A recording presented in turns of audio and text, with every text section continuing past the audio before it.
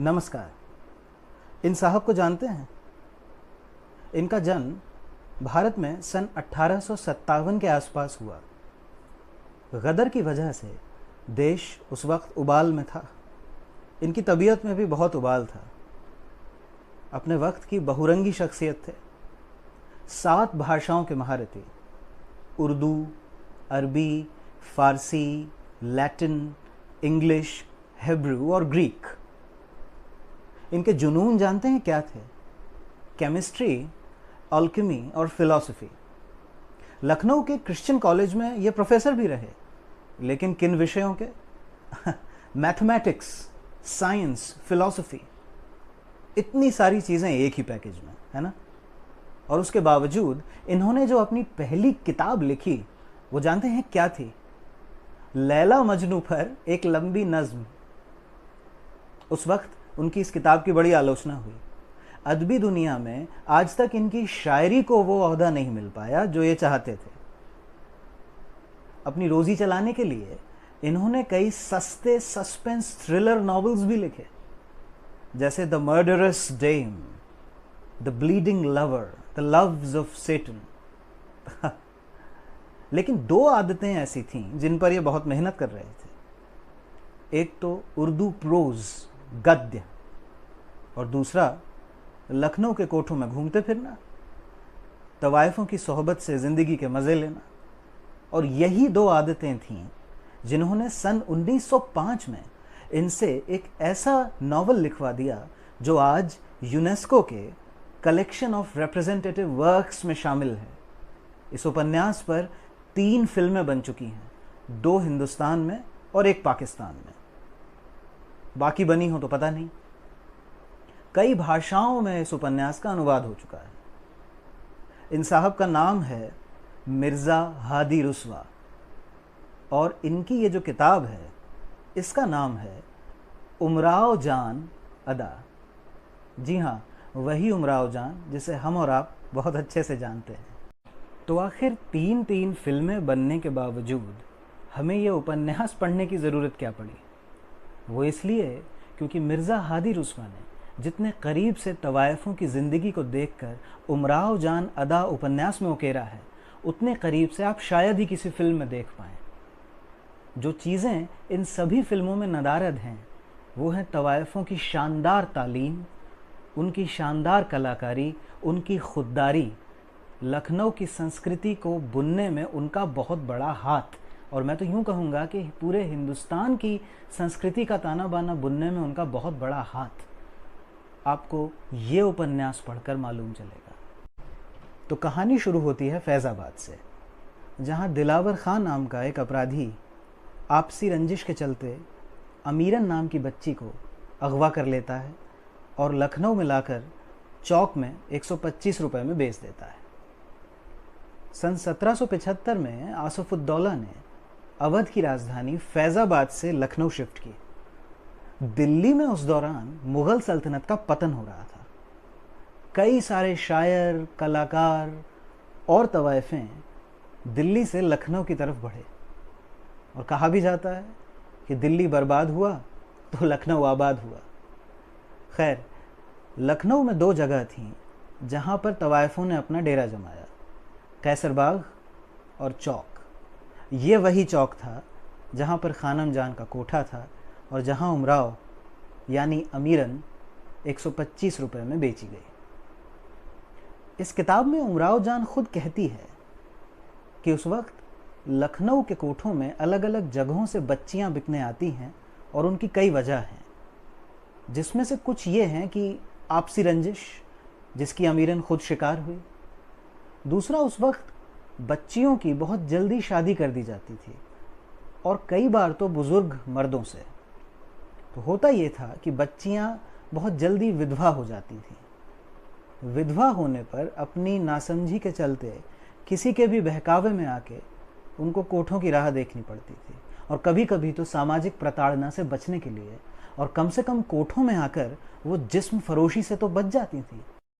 तो आखिर ये तवाइफें थीं कौन? ये उस वक्त लखनऊ में हाईली सोफिस्टिकेटेड आर्टिस्ट्स थीं। जो लखनऊ के अमीर और कुलीन वर्ग के सामने अपनी कला पेश किया करती थी। खास बात यह थी कि ये महिलाएं आर्थिक रूप से स्वतंत्र थीं और उसके बाद समाज में भी उनको अच्छी खासी इज्जत हासिल थी। बड़े बड़े नवाबजादे, रईसजादे इनके पास आया करते थे इनसे तमीज़ सीखने, यानी इनसे नशिस्त व बर्खास्त सीखने, यानी समाज में उठने बैठने का तरीका।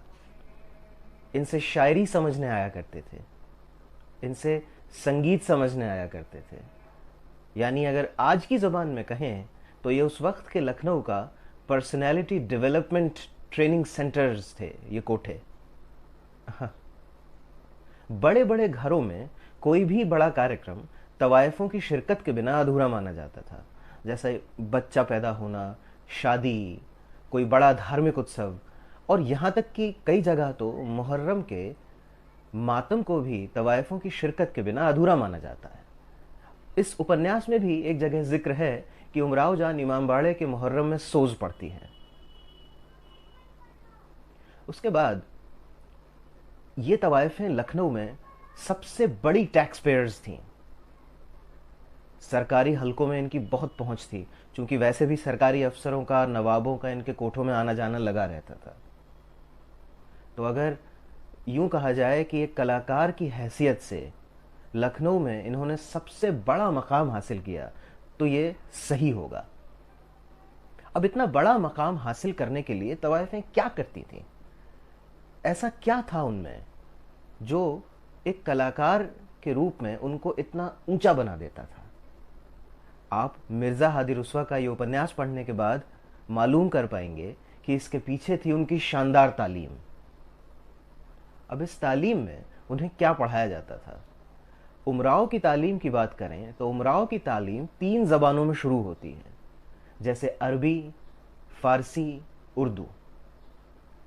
और इन तीनों ही ज़बानों की पहले लिखाई सिखाई जाती है, उसके बाद इन तीनों ही ज़बानों की व्याकरण। जब इन तीनों भाषाओं में उमराव मजबूत हो गई है, उसके बाद उसको फ़ारसी लिटरेचर की कुछ लैंडमार्क किताबें पढ़ाई जाती हैं, जैसे 1258 में लिखी गई गुलिस्तान। गुलिस्तान शेख सादी की लिखी गई किताब है। जब भी कोई फ़ारसी पढ़ना चाहता है, कायदे से फ़ारसी पढ़ना चाहता है, तो गुलिस्तान का इस्तेमाल ज़रूर होता है। ये कुछ कविताओं और कहानियों का संग्रह है जो अक्सर एक नैतिक शिक्षा से अंत होती हैं। इसके बाद आमदनामा पढ़ाया जाता है। आमदनामा एक तरह से फ़ारसी की बेसिक ग्रामर है। इसमें फ़ारसी के वर्ड रूट्स हैं, जैसे आमदन यानी आना, रफ्तन यानी जाना, और पहला वर्ड रूट जो है इस किताब में वो है आमदन, जिससे इस किताब का नाम पड़ा आमदनामा। और भी किताबें उमराव को पढ़ाई जाती हैं, जैसे महमूदनामा, मामुकीमा, और ये सब किताबें पढ़ने के बाद शायरी पर ख़ास तौर से ध्यान दिया जाता है।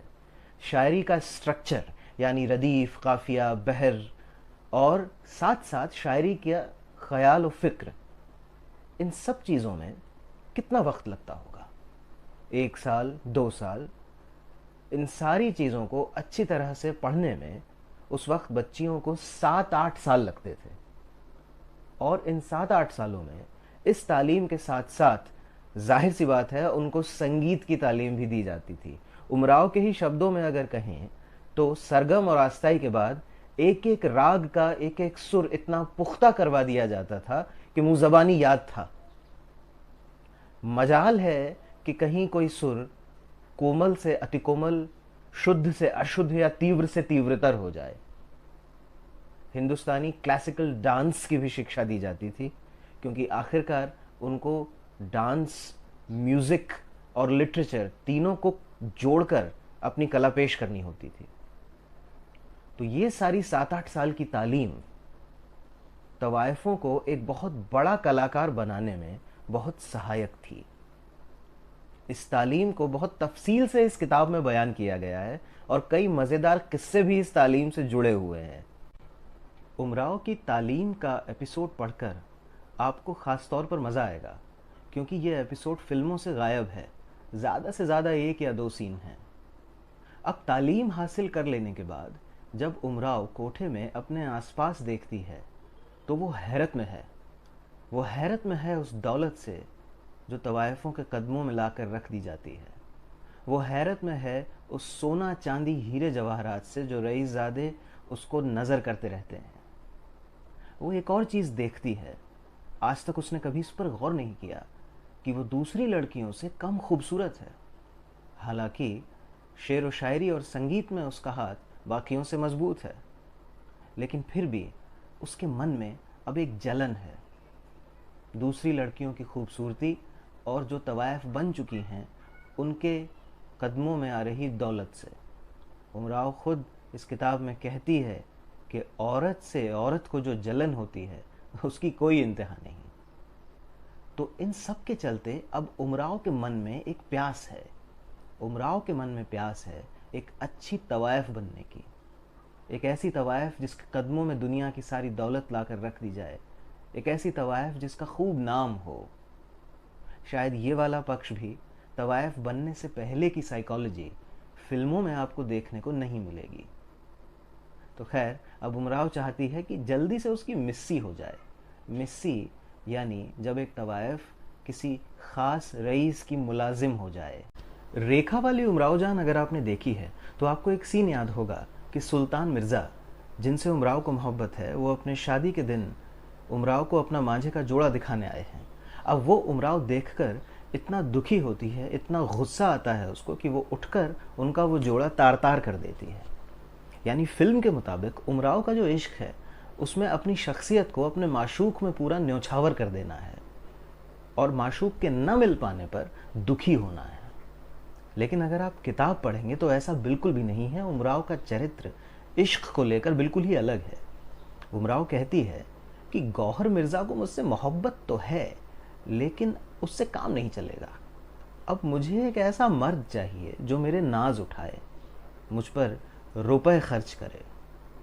वो कहती है कि इश्क कभी भी बेगरज नहीं हो सकता। लैला मजनू, शीरी फरहाद, ये सब तो किताबी बातें हैं। ऐसे इश्क से कोई काम नहीं चलता। और वो किसी के घर किसी की पत्नी बनकर बैठना भी नहीं चाहती कि वो बच्चों को रोटियां पका पका कर खिलाए और नौकरानी बनकर रहे।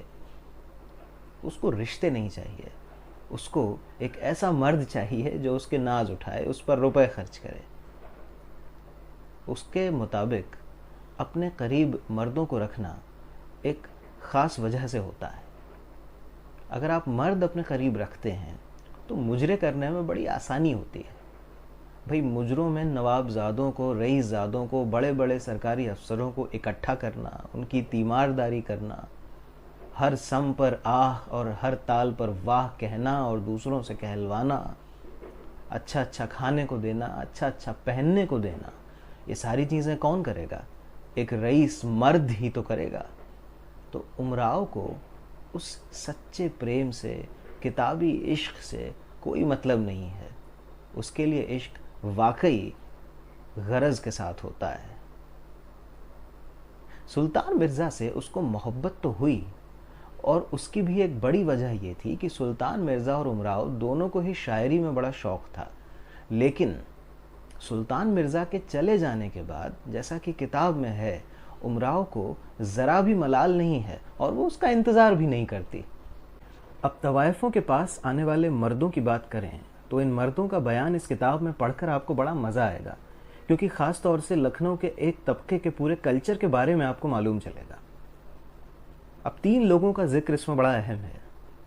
जैसे एक हैं नवाबजादे राशिद अली। वो कहीं बाहर से लखनऊ आए हैं तालीम हासिल करने। लखनऊ आते ही पहले तो जो उनकी दाढ़ी है वो पहले कतरनी होती है, फिर खशखशी होती है, उसके बाद फिर पूरी साफ़। शायद उस वक्त लखनऊ में क्लीन शेव रहने का फ़ैशन हुआ करता होगा। यहाँ आकर वो तवाइफों की सोहबत में पड़े, खुद ठुमरियाँ लिखने लगे, राग बनाने लगे, शेर व शायरी करने लगे। घर पर माँ है, माँ सोचती है कि बेटा मौलवी बनकर लखनऊ से वापस आएगा, लेकिन यहाँ तो बात ही कुछ अलग है। यहाँ तो अपना सब कुछ तवाइफों पर न्यौछावर किया जा रहा है। ख़त में माँ को जितना अमाउंट लिख देते हैं उतना पैसा माँ भेज देती है। और एक बार तो गज़ब ही हो गया, अपने घर जाकर माँ को बेवकूफ़ बनाकर उससे झूठ बोलकर 4-5 गांव बेचाए। और बदले में जो रुपया मिला उससे कुछ हिस्से से उमराव को अपनी मुलाजिम किया। तो इस तरह से उमराव जान बनी, क्योंकि मिस्सी हो जाने के बाद तवायफ़ों के नाम के बाद जान लगा दिया जाता है। एक और नवाब साहब हैं, नवाब छब्बन साहब। वो उमराव की साथी बिस्मिल्लाह जान पर फ़िदा हैं। उन पर अपना पैसा, अपनी दौलत, शोहरत सब बहाए जा रहे हैं। परिवार से उनका झगड़ा इस हद तक पहुंच जाता है कि वो आखिर में एक तालाब में कूद कर खुदकुशी कर लेते हैं। तो एक तबका तो ऐसा है लखनऊ का जो तवायफ़ों पर अपना सब कुछ बहाए जा रहा है। उसको अपने आप की कोई फिक्र ही नहीं है, अपने परिवार की कोई फिक्र ही नहीं है। लेकिन एक तबका ऐसा भी है जो अपना आप बचाए रखता है, बल्कि उसके रौब में और चार चांद लगाता है। जैसे एक 70 साल के नवाब जाफ़र अली ख़ान हैं। बड़े शरीफ आदमी हैं, अपनी बीवी से, अपने परिवार से बेइंतहा मोहब्बत करते हैं। लेकिन लिखते हैं इस किताब में मिर्ज़ा हादी रुस्वा के लखनऊ में तवायफ़ें रखना उस वक्त फ़ैशन था। शायद बीवियों को भी उससे कोई हर्ज नहीं होता था। तो नवाब जाफ़र अली ख़ान 70 साल की उम्र में उमराव को अपना मुलाजिम करते हैं। उमराव उनकी बड़ी तारीफ़ करती है। वो कहती है कि मैंने सोज़ पढ़ना नवाब जाफ़र अली ख़ान से ही सीखा, और उस सोज़ की ही बदौलत आज मैं इमाम बाड़े के मुहर्रम में सोज़ गाती हूँ, और आज सोज़ ख़्वानी में लखनऊ में मेरा बहुत ऊंचा नाम है। तो ये दो तरह के मर्द उस वक्त तवायफ़ों के पास लखनऊ में आ रहे हैं।